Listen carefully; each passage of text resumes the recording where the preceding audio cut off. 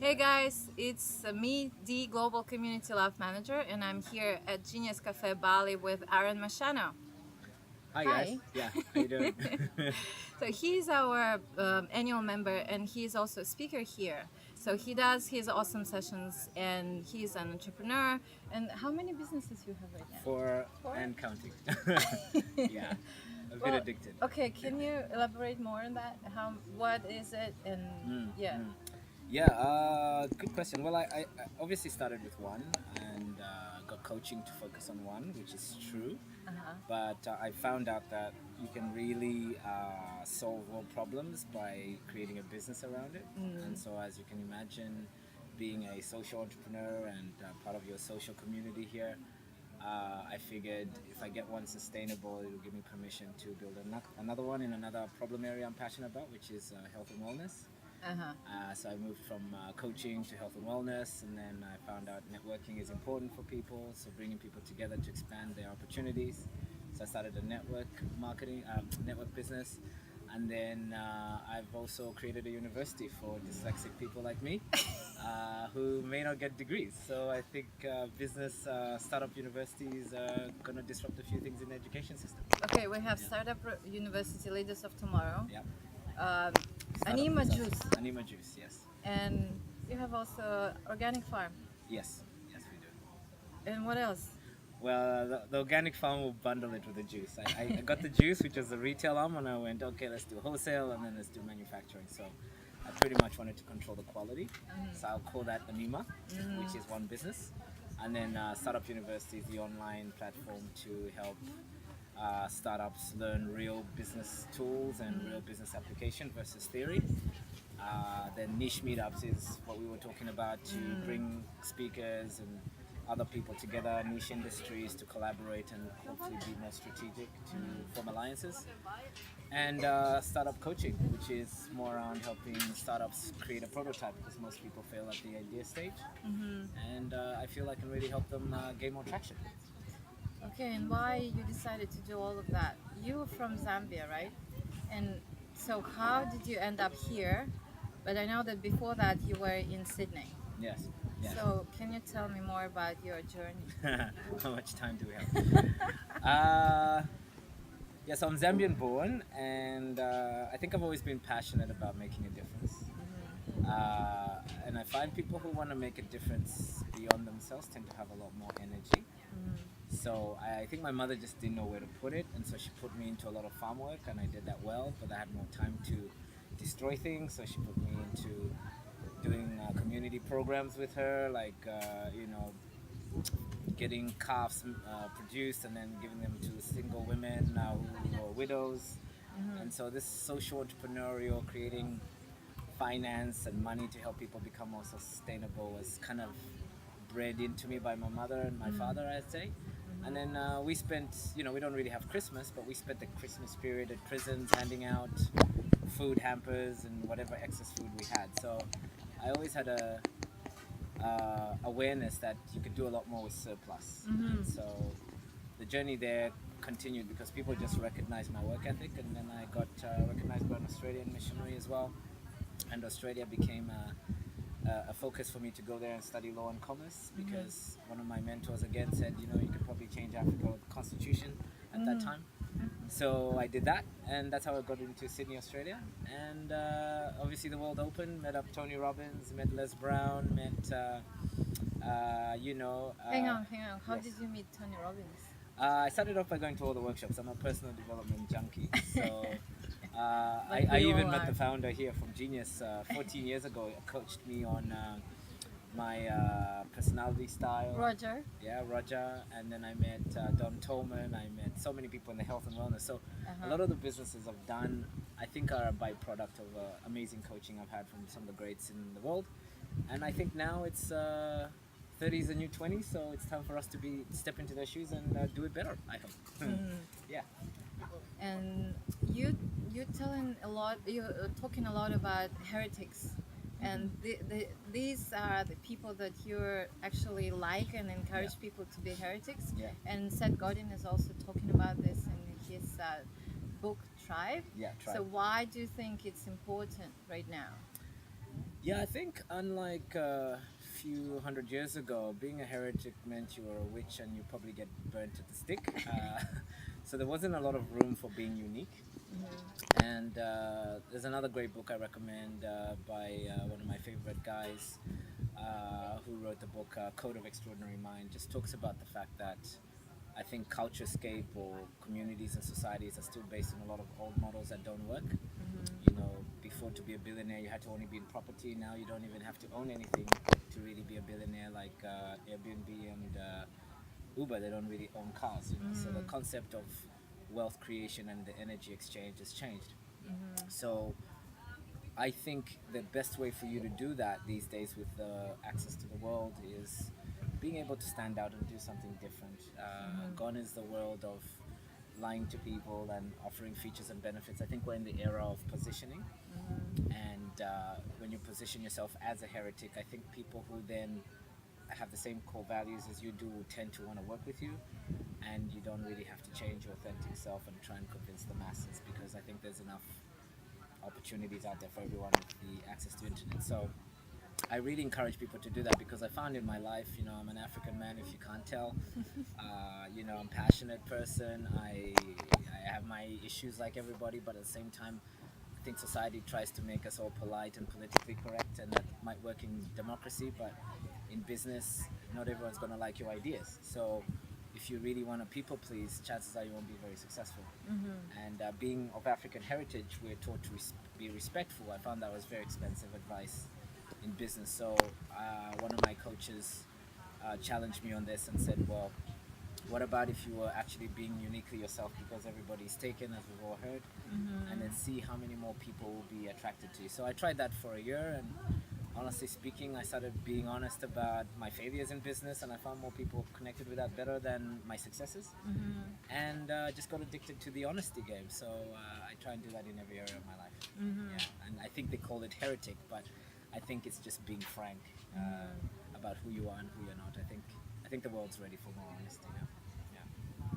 And remember, we were talking about the scale, how you want to scale your business. You want to, Yeah. can you tell more about that?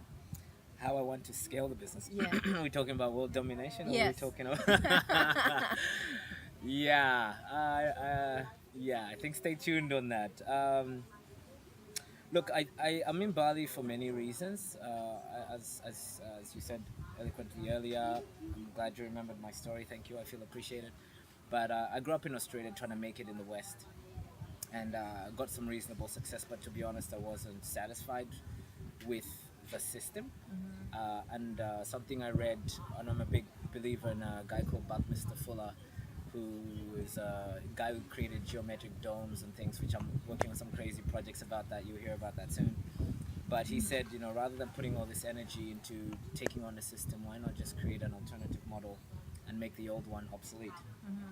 That was one of the biggest shifts in my life, because being African, seeing the state of African conditions, seeing how I even tried, I think 10 years ago, to go back and try and change the education system around entrepreneurship using existing models, it just didn't work. And then I tried to do the same in Australia, it didn't work again, because it's just a lot of theoretical concepts and, if you like, red tape, which has its place, but in a lot of cases it was more limiting than not for people in the beginning stages of their business.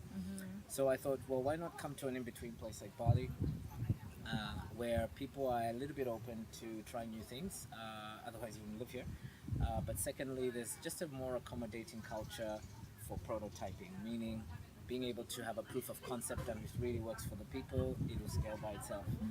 And so, in answer to your question, I learned that if I can come here in a neutral setting, or at least as neutral as possible, test myself on creating models for a developing country like Indonesia, and if it's successful at a micro level, I think then Africa will be ready to come here as an intern or something to test it all out, and then if it works, I think we'll be able to get permission to engage Africans at an African level.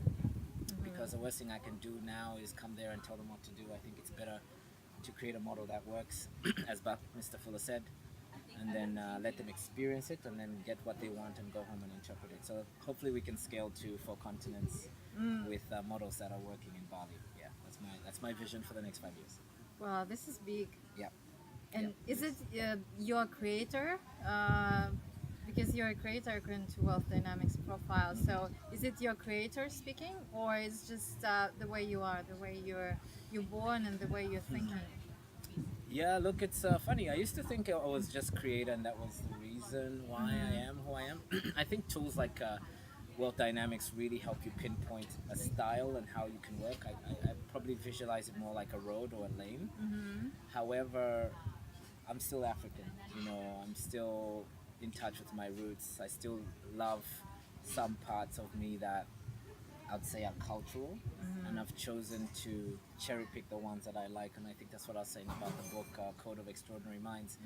It just talks about a real shift of the person that can shift the universe isn't necessarily locked into one thing. So I think I use elements of Wealth Dynamics to help me articulate to people that I think it makes sense to build a business around your talents versus around the gaps in the market. But at the same time, it's important to understand your roots because working against some things that have been so deep in your subconscious might work to your detriment versus trying to work with them to encourage you. So, for example, I'm a social entrepreneur, but that's the coin word in the West. But in actual fact, I'm just an African who's part of a kinship system and wants to support my people. That's just part of my culture, so it makes sense to call myself a social entrepreneur, if that makes sense. That's a little bit outside the dynamics. But just to add to that, I think I've been thinking about it over time, and more recently, I'll probably suggest that who I am is also a big part to do with the person I've decided to become. You know, if you talk to my friends or even my past intimate relationships when I was in my 20s, I'm a completely different person. Probably more inconsistent. Probably told a lot more white lies than I do now. I still tell a few, but not as many, just to be honest. But I was a little bit ashamed to make a lot of jokes and compliment people, for example. But I just decided later on in life that's just who I want to be. I want to be a giver of genuine compliments versus someone who's critical. Does that make sense? And that's not a personality style. But because I decided that, some people take it as a compliment and say thank you. Other people take it like I'm trying to get something out of it. But it just no longer bothers me as much because I'm more secure about who I am. Does that make sense? And that's the person I decided to be. So now, 5, 10, 20 years in, I don't know how not to compliment. It just naturally comes out for me to look for the good in people. And I think that's what makes me a great startup coach. Okay, well, that's very inspiring. What was the biggest sacrifice that you made becoming a social entrepreneur? Can I share this one? Yes, you can. I think most of you have to come to my workshops or watch them. But without getting myself in too much trouble, the biggest sacrifice was leaving my son. Still quite emotional. But yeah, I knew I had to make a conscious decision of deciding to stick with society expectations of what it means to be a good father, or deciding to choose myself above all else to make a greater impact to the world. And that was one of the biggest decisions I think I've made till today. You know, losing a business, I've done that. Being homeless, I've done that. Leaving my family, as you have, I've done that. Changing cultures, learning new languages. We both speak Bahasa, difficult, but nothing compared to divorcing what society terms as a good father, because I was so inbred on being available to my son like my father was for me.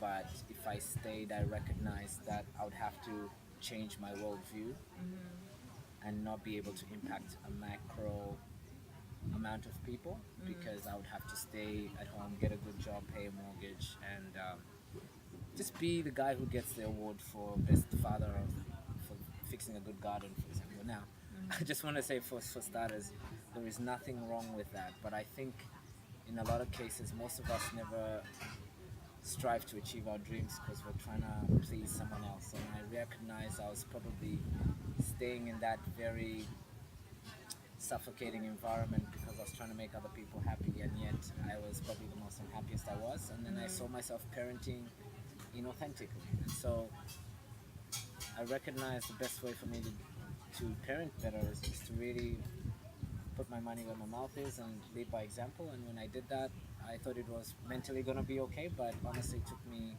a long time to accept that that was the right decision, and I still stand by it.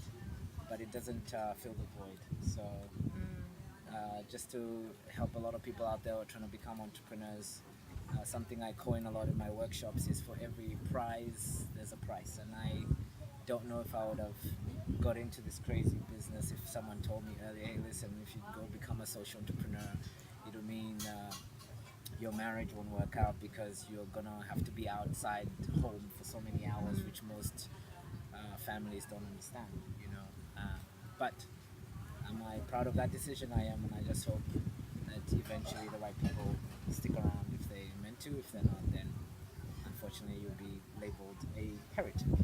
So that comes down to what that is, yeah. And you talk about this during your workshops, and you're very honest. Yeah. And so you're not afraid that people will criticize you or turn away from you, or you'll lose your like potential leads, whatever. And my Facebook likes. Yeah. Yes. Oh, yeah. Well, I think I wore the shirt on purpose.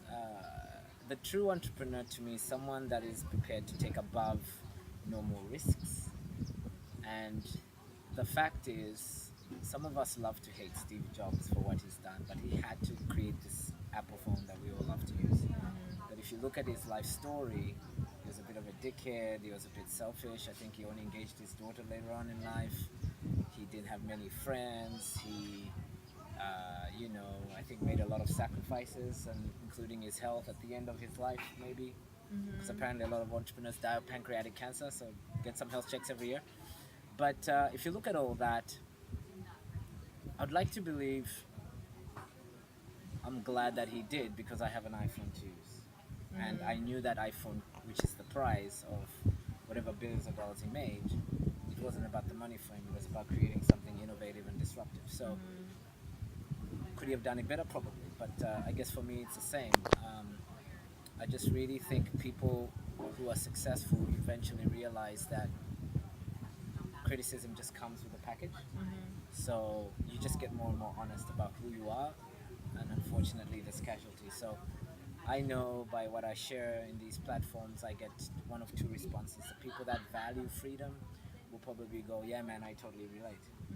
But the people that value something different will probably, unlike me, and have a lot to say negative. But something one of my coaches said, John DiMartini, really respect him, he changed my life. He said to me that, Aaron, look, if you're going to be a billionaire one day, which I intend to, you got to appreciate that there probably on the opposite side of that coin, a billion people will totally hate your guts. Because for every person that likes you, someone has to challenge you. And then once you accept that duality, I think you really sleep well at night. Because I think if I don't get criticism, then I'm not pushing the envelope far enough. So I'm a big believer in duality rather than compliments or criticism. I really just stick to the bottom line, which is for every action there's a reaction. And that's just part of the game I chose. Is it the strategy that you're using when you get friends with local people so easily? Because you're doing unthinkable. You have a piece of land, somehow you got it, a very nice piece of land, and you became friends with a professor of Udayana University, and then you started this farm like in 2 days after we met. Yeah. And now there is a dome. How do you call it? Yeah, hydroponic dome. Yeah. Geodome. Yeah. So Buckminster Fuller Designs. Yeah. and they support you, the local community, Yeah. and this is really, it's not usual to be like that here in Indonesia. Yeah. I don't know. So what's your question? Is it because you're honest with them, and you try to peel all the layers from your personality and show yourself who you are, and then they become friends with you because you're real? And this is your strategy, how you become friends with them, or what do you use? Yeah, that's a good question. I wish I could say it was a strategy, but I've come to find, and this is counter to coaching, so don't listen to this when I'm going to give you business tools one day. They do work, but I find what works better is the person you become. So what I mean by that is, in this day and age, we're all still human, we all still have the same fears and insecurities. And I think at the core distillation of that, the people that tend to manifest or create things, as the profile talks about, are people that have just found that authentic place for themselves. Because we all recognize that in each other. Sorry, we all recognize that because we recognize it in ourselves. Some part of all of us knows who we really are. It's just maybe our parents told us we're different, or society told us we had to be a man, woman. I won't go on a rant on that, but as you can tell, I think outside the box. But when it comes to local people, for the first time in a long time, I think when I was in Australia, I was trying to be an Anglo-Saxon professional, which doesn't make sense because I don't look like one, even if I tried with all the powder in the world. And there's nothing wrong with that. It's just I wanted to belong so much so I could be recognized in Australia that I was trying to be white. Yeah. And the danger with that is if you're not white, you're a contradiction. And so I had less connections there, and I made probably a lot of more promises than I needed to, because I was trying to be something I wasn't. And then later on in the relationship after divorce and being homeless, I was part of an organization called the African Professionals Association. Check it out, it's still thriving. I was president in Victoria.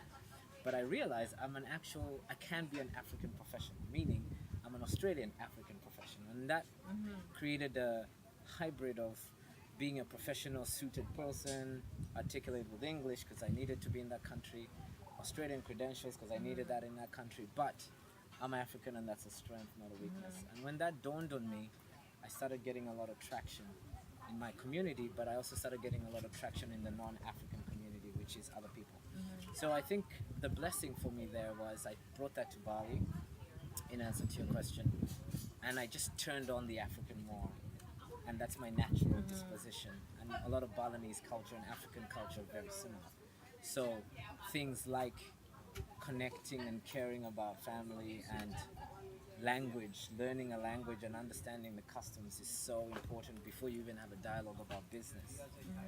And in the West, you can get straight to business, whereas in Africa, the last thing you do is business. In the last 5 minutes, the first part you do is, how's your family, beautiful dress, love your hair, you're interested in such and such, here's a gift. Those are the rituals. And that has helped me in better stead here, because I talk to a lot of expats, and I say, how are you going with the language after 10 years? Most people don't make an effort, but I think they'd want to.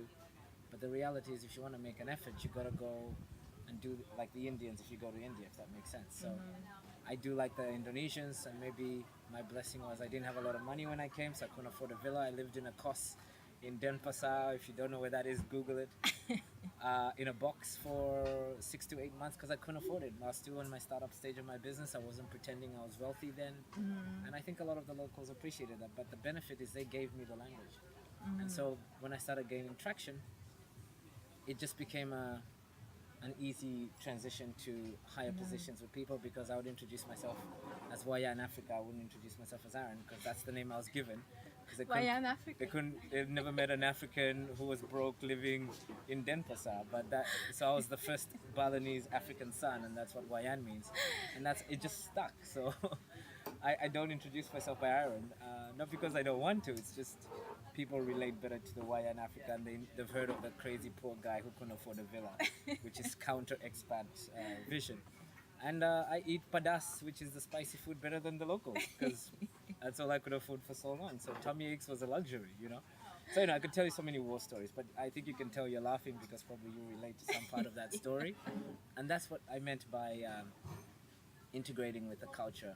The market for me is Bali, so it makes sense if I want to benefit from it, not to exploit or have a strategy. It just makes sense to be a Balinese, think like a Balinese, build a business that way if I want to work with the local people. Hang on. Yeah. What do you mean the market for you is Bali, or expats in Bali, or all together? Bali being the island with the edges. So anyone that tends to be in that space is a potential person I can serve. I think that's what I mean. So I just so happen to have expat clients, but I also have local clients because I don't see the difference. Obviously, the prices are different, in case you're wondering. But I just think entrepreneurship is one of those universal languages. If you got a problem you can solution, in my case, startup coaching, and help people actually have something like a result, like a prototype. I think that's what we're selling here. So if I can do that for an expat, why can't I do it for a local? And in actual fact, the locals do better because they're coming from a scarcity mindset. They don't have a better country to go to. They don't have credit cards to use. They need cash, and in this economy, cash is king. So they do way better in business than most expats because the enemy of a great life is a good one. I keep saying that, but it's so true. They don't have a good life to go to, so they tend to be more successful in business. All right. So you're coaching a lot of people here and around the world, Yeah. and you give them a lot of business advice. What was the best business advice that you were given, and you followed it, or maybe you avoided it, and you're happy about that? Well, I can answer both because I can contradict myself, but it makes sense in my head. The best business advice I was given, which still holds true, is inch wide, mile deep. What does that mean?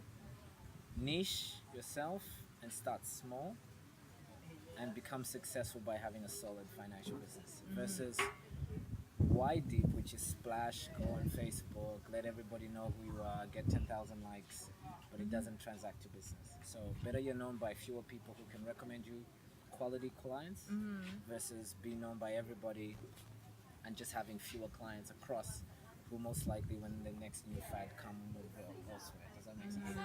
So the roundabout way of saying that is just stay in your lane. I'm really passionate about people. I'm passionate about prototypes. I'm not a person who's gonna tell people you're gonna make $1 million overnight. I'll tell you, you make a sale, and after you make $1, you can make two. After two, you can make four. After four, you can make eight, and just keep doubling that number until you hit to $1 million. How long is that gonna take you? It's as long as you're prepared to be a heretic. Yeah. So that's the best advice I was given, and the person that told me that niche was Brian Tracy. Yeah, he was my advisor on that because he's just a practical person. In real life, or you just read his book? No, real life. I told you I was a seminar junkie, and Australia happens to be Seminar Kingdom. Yeah. So I attended everything, and I started selling his programs later on in life. Long story there, but that was it. So that was the best advice I got. Then the advice that I was told that I don't follow that has served me really well in life is don't set goals. I really agree with that. I think you need to set end goals, meaning I was trying to set a goal to make $1 million so that I would be like the videos and the people I see on TV selling big jets and stuff that they probably hired. I mean, I'm cynical, but that's my style. I think what people should set a goal for is fulfillment. So I'll give you an example. I'm more fulfilled when I'm free. I'm more fulfilled when I'm taking risks. I'm more fulfilled when I'm helping a lot of people. I'm more fulfilled when I'm traveling. I'm more fulfilled when I'm around people that are honest with me because I can be honest about who I am. And I take above normal financial risks. So if you look at those end fulfillment goals that make me really, really happy as a person, entrepreneurship makes sense. But I never set the goal to be an entrepreneur. This title you see on my shirt is just a sexy word people use these days. But I was selling cabbages at 12. I left my family at 12.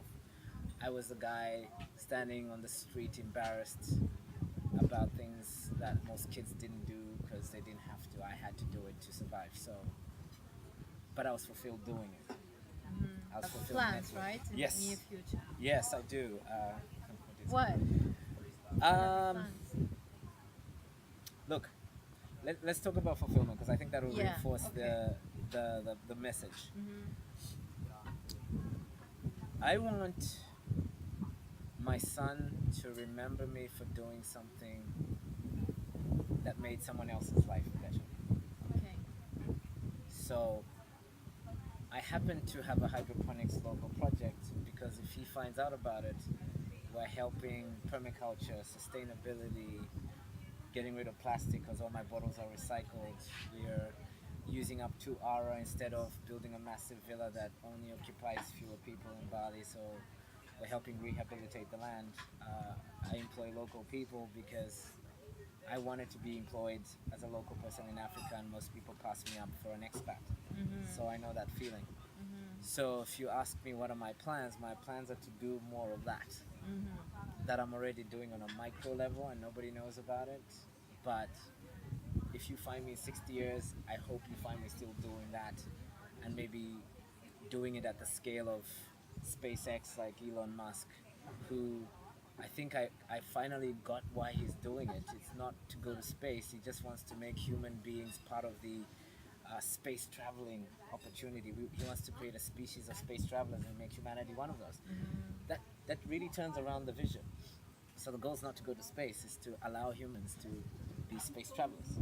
Now that's Star Wars stuff, but I'm a big fan. So So this is something beyond your personal understanding of how life should be, right? Yeah. Something Yeah. you want to just empower people, yeah, communities, and make their life better because I came through that place. You know, we have average life expectancy in the West is 70, in Africa is 40.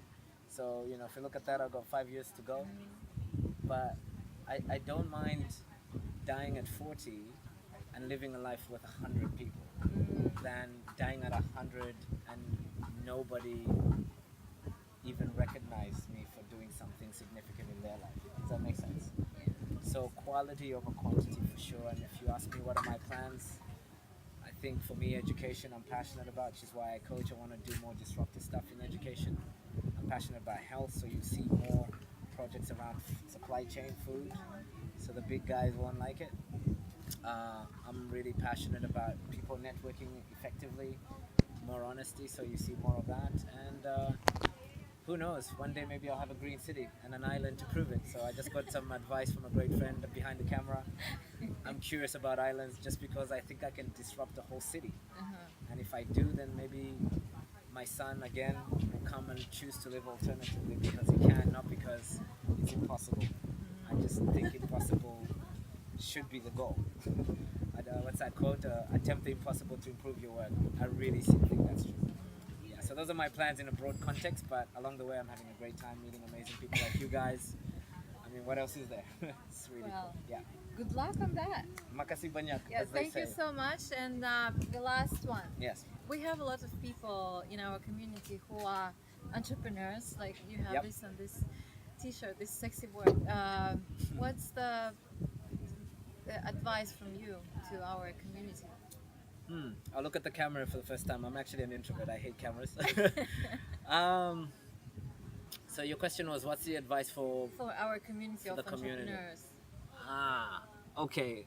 Let me start with what you don't want to hear. I believe in the 80-20 rule. So if you think of the parental principle, I think a lot of us who wear the T-shirt aren't actually entrepreneurs. So I would recommend you do the test again and really make a decision in this life. Are you prepared to take above normal financial risk? If the answer to that is no, you might make a great CEO for someone that is. So founders are very different to CEOs, and I think the two are a bit confused in entrepreneurship. I'll give you an example in my businesses. I'm a very structured person, and this is part of the program without selling it, but it's true. Is you need structure in an organization around accountability, and a true entrepreneur is accountable for taking financial risks, right? That's the visionary. Why? As Dinara pointed out, when you start a new idea, most people think it's dumb, but if you're not prepared to weather that storm until it's considered amazing, you're not a true visionary entrepreneur. You're probably a CEO entrepreneur. What does that mean?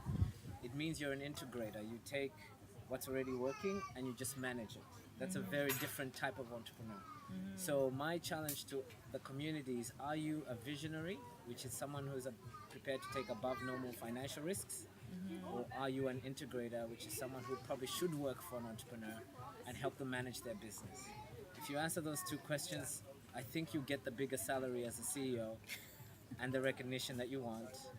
And that's probably 80% of people, I'm sure, in our community. The other 20%, let me give you advice.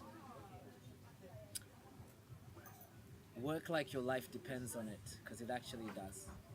And when you do succeed, you're going to be remembered in ways you won't even imagine, because there's 3 things you're going to benefit if you become successful. Number 1, character change. You're just going to be a better person because you're now leading from the front, not from telling people what to do. That's a servant leader. Number two, lifestyle. I have choices. Most Africans don't, but I earned it over 10 years when most people didn't know I was around working hard for it. And number three is contribution. I just can give back more than I could when I was complaining about Donald Trump. So if you really want those three benefits, that's why you should be a founder. But if you don't, become a integrator CEO, and I think you do better for the world because you can manage a business. So that's what I recommend. Awesome. Don't hate me for it, but if you do, that's okay. Well, this is the part of our community, and we're happy to have you, Aaron. Thank you very much for You're inviting awesome. me. You're awesome too. Love your work. And I wouldn't be here without the team. So come over to Genius or around the world, wherever they are. I think without key partnerships, you wouldn't be anyone. So I really encourage you guys partnering up more strategically with them. Thank you. Thank you, guys. Bye. Ciao.